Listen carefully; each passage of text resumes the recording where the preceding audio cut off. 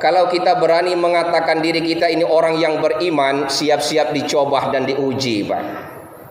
Kalau tidak mau menjadi orang yang beriman, tidak usah mendapatkan ujian dan cobaan. Barang siapa yang berani mengatakan bahwa dirinya orang yang beriman, siap-siap dicoba dan diuji. Suatu ketika iblis turun ke alam dunia menyamar sebagai seorang ulama.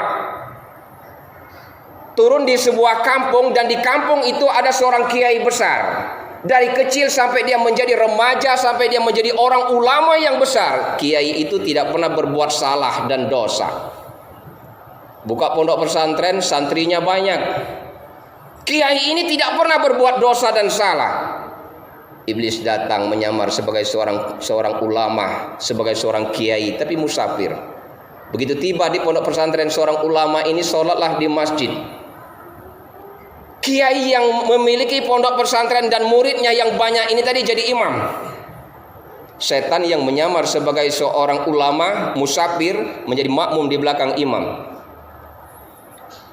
Selesai sholat, selesai berzikir dan berdoa, setelah selesai semua jamaah pulang ke belakang. Terakhir setan yang menyamar tadi masih berzikir duduk di jamaah belakang. Dilihat oleh seorang kiai ulama milik pondok pesantren tadi, kiai yang menyamar setan ini tadi berzikir sambil mencucurkan air mata.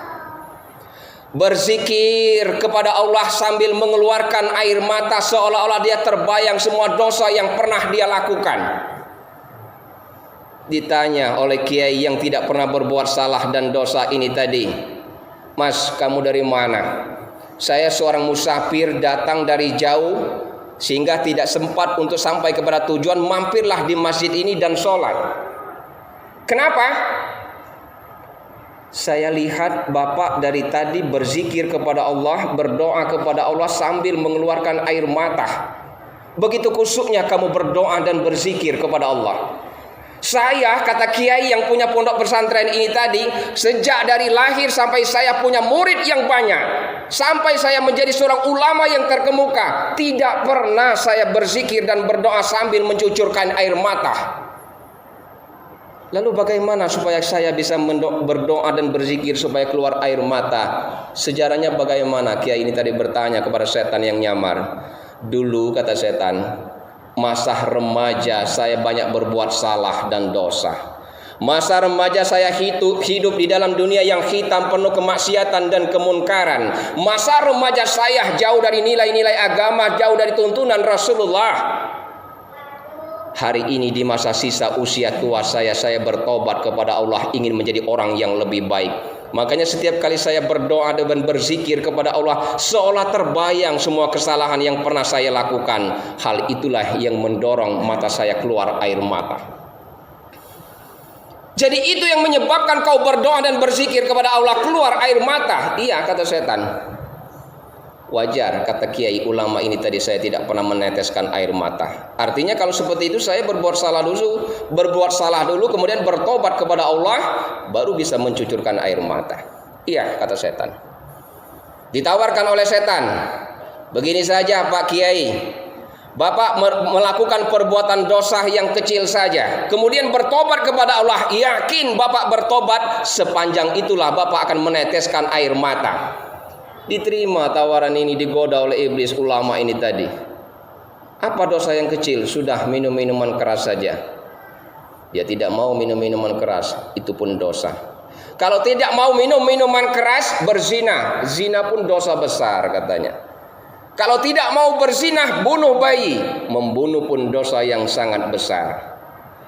Kalau kau tidak mau membunuh bayi, tidak mau berzina, tidak mau minum minuman keras, dosa yang mana lagi yang kira-kira ringan? Mikir-mikir ulama ini, sudah di antara membunuh dan berzina yang paling kecil itu dosanya adalah minum minuman khamar, minum minuman keras.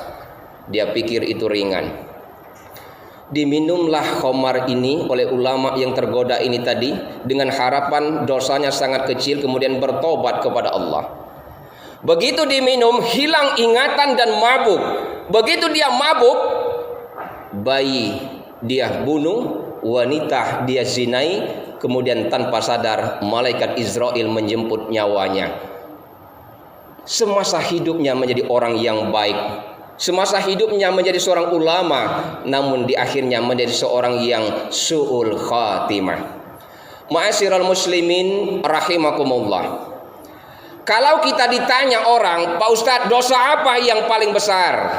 Ada yang menjawab dosa yang paling besar itu adalah syirik. Dosa yang paling besar itu adalah minum minuman keras. Dosa yang paling besar itu adalah riba. Dosa yang paling besar itu adalah berzina.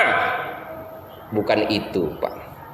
Dosa yang paling besar di pandangan Allah adalah ketika kita menyatakan, melalaikan dan menganggap remeh dosa-dosa kecil yang pernah kita lakukan. Bagi seorang hamba yang menganggap dosa-dosa ringan dan remeh, yang kecil kita abaikan, itu adalah dosa yang sangat besar di hadapan Allah Subhanahu wa